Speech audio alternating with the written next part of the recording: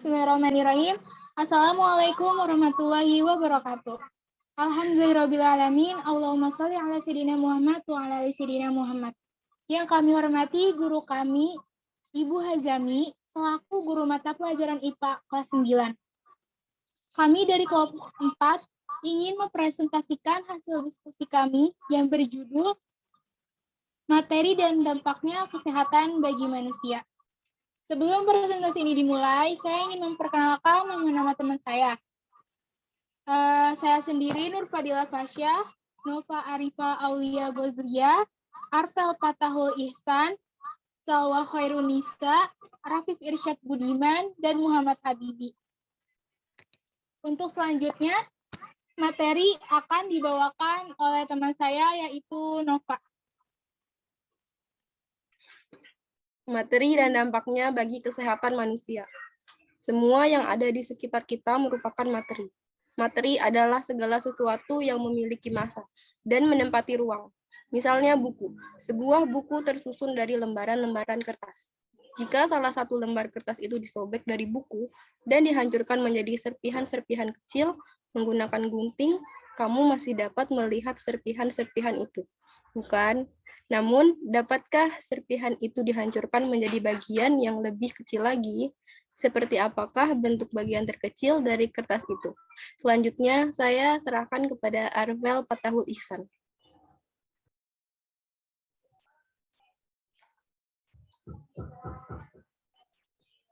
Partikel penyusun materi. Partikel penyusun materi dapat berupa atom, molekul, atau ion. 1. Atom. Atom terdiri atas inti atom yang bermuatan positif yang dikelilingi oleh elektron-elektron yang bermuatan negatif. Atom merupakan partikel terkecil dari unsur yang masih mempunyai sifat yang sama dengan unsur tersebut.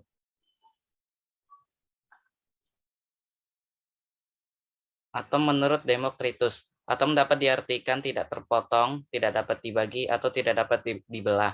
B. Teori atom Dalton. Model atom Dalton. Atom merupakan bagian terkecil dari unsur-unsur yang tidak dapat dibagi lagi. C. Teori atom Thomson atau model atom roti kismis. Elektron. Bola pejal bermuatan positif. Teori atom Rutherford. Beginilah gambar untuk teori atom Rutherford. Inti atom yang bermuatan positif berada di tengah.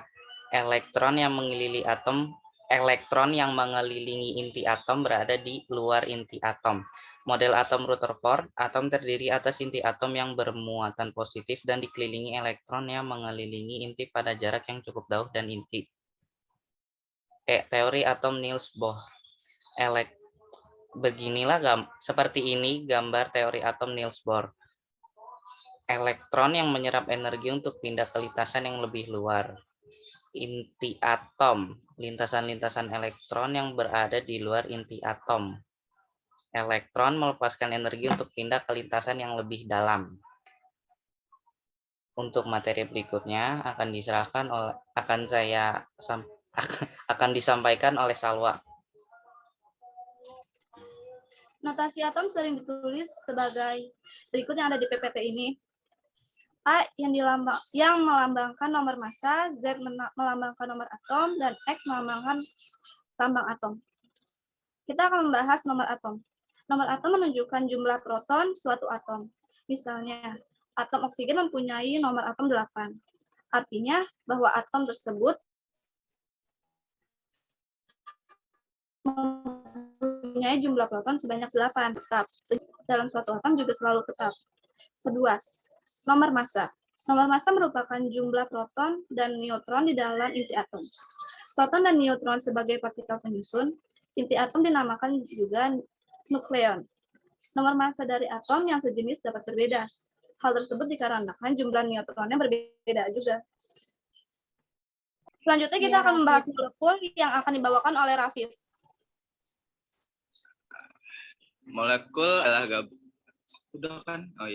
Molekul adalah gabungan dari dua atau lebih atom, baik antara atom-atom yang sejenis maupun antara atom yang berbeda jenis. Berdasarkan jenis atom-atom pembentuknya, molekul dibedakan menjadi dua, yaitu molekul unsur dan molekul senyawa.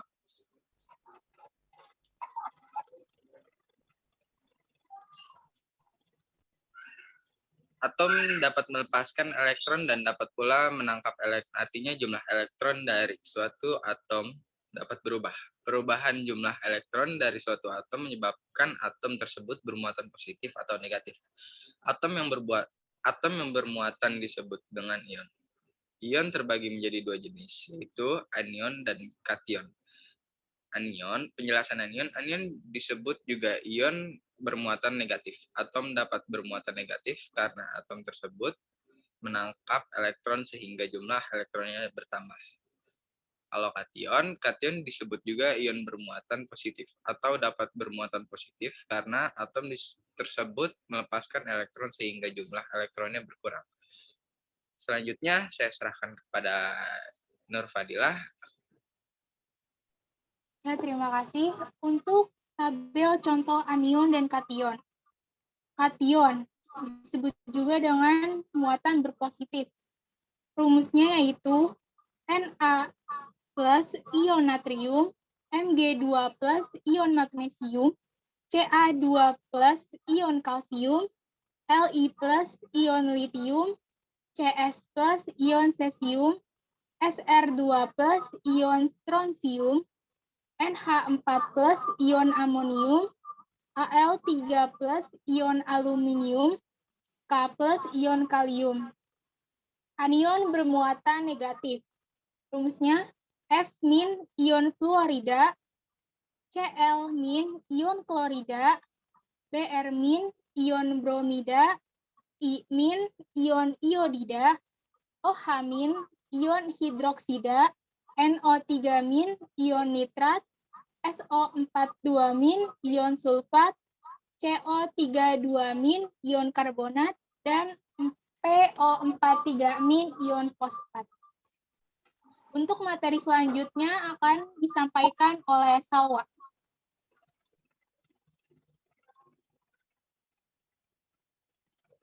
Materi dalam kehidupan sehari-hari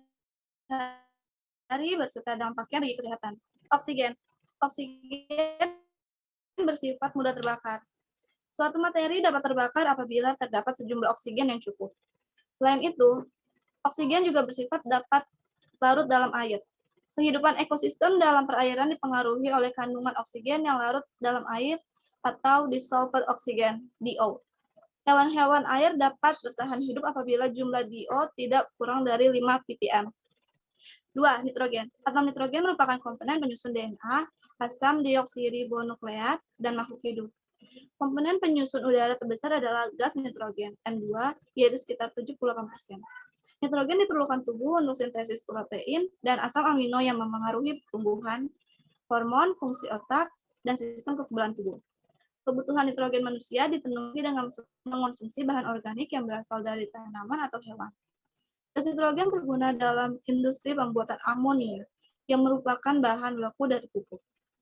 Selain itu, gas nitrogen juga digunakan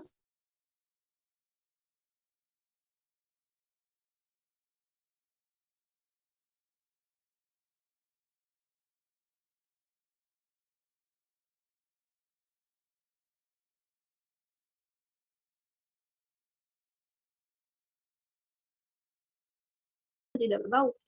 Serta jika dihirup oleh manusia dalam dosis yang tinggi dapat menyebabkan asidosis yang ditandai dengan mual dan sakit kepala.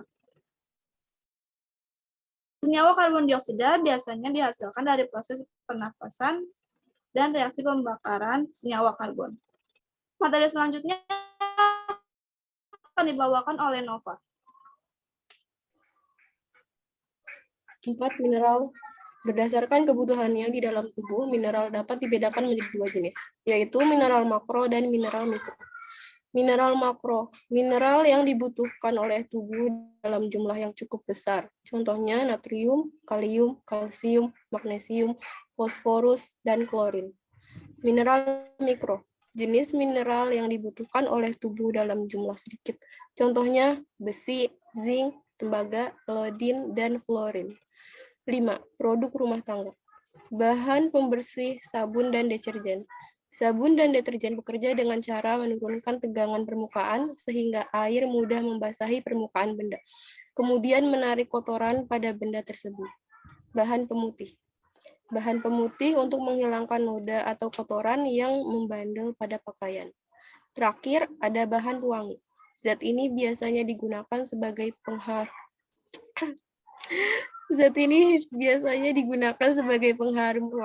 pengharum badan ataupun pengharum pakaian.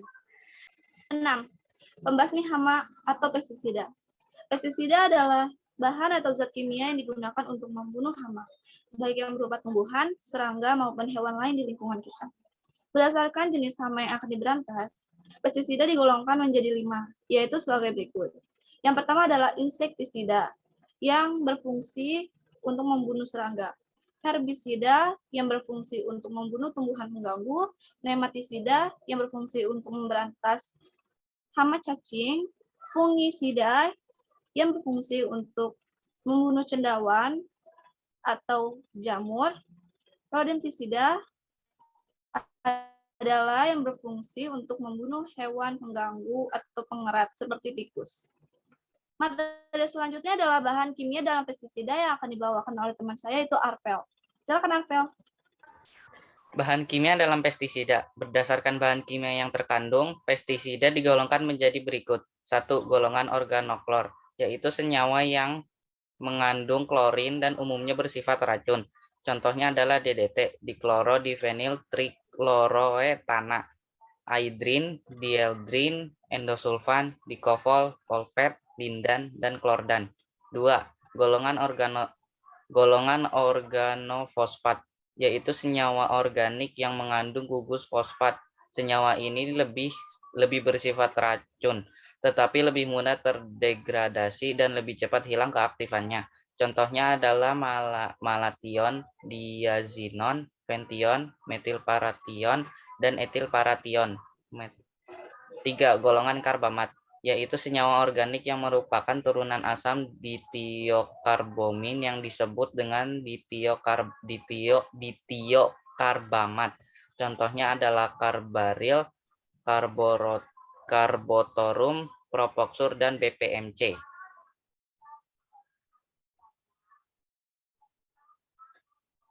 Materi selanjutnya akan dilanjutkan oleh Nurfadila. Baik, terima kasih untuk materi bangunan. Berikut beberapa material bangunan yang berbahaya beserta penyakit yang ditimbulkan. A. Kayu merupakan bahan material alami sehingga lebih ramah lingkungan. Seringkali orang memperindah warna kayu dengan menggunakan pelitur.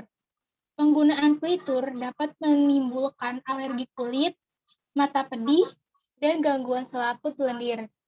B. Pipa PVC,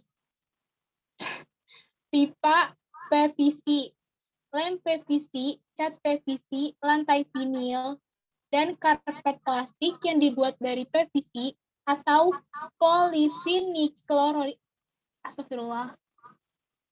poliviniklorida memiliki sifat ringan, kuat, dan reaktivitas rendah sehingga cocok untuk berbagai keperluan. Bahan-bahan tersebut dapat memicu kanker serta penyakit hati dan ginjal. Pembakaran bahan-bahan tersebut menimbulkan uap asam klorida yang dapat mematikan tanaman. C.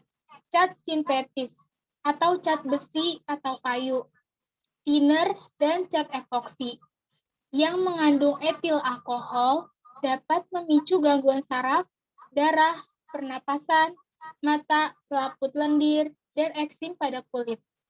D. Asbes atau pelafon dan atap dapat berpengaruh buruk bagi kesehatan kita. Asbes tersusun dari serat yang sangat kecil dan halus, sehingga tidak terlihat oleh mata, dan memiliki sifat sangat ringan. Asbes yang dihirup dapat menyebabkan kanker setelah 20-30 tahun kemudian. Penyakit yang ditimbulkan adalah gangguan paru-paru, asbestosis, dan kanker. Ini Sekian dari kelompok kami. Kurang lebihnya mohon maaf. Wassalamualaikum warahmatullahi wabarakatuh.